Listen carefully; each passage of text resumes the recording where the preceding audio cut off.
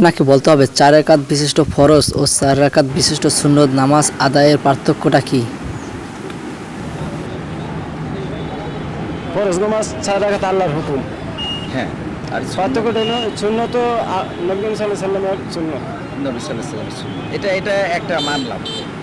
আপনার উত্তরটা সঠিক ধরে নিচ্ছি। 4 রাকাত ফরজ নামাজ এবং 4 রাকাত সুন্নাত নামাজের মধ্যে পার্থক্য হলো আল্লাহর হুকুম আর রাসূল সাল্লাল্লাহু আলাইহি ওয়াসাল্লামের সুন্নাত।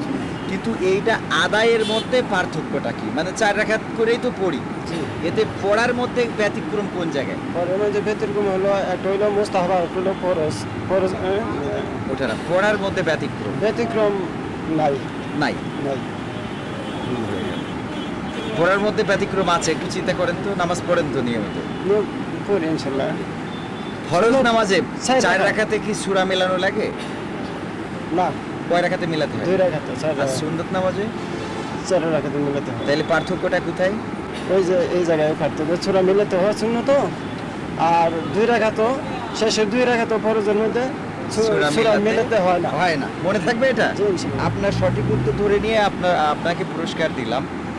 বাট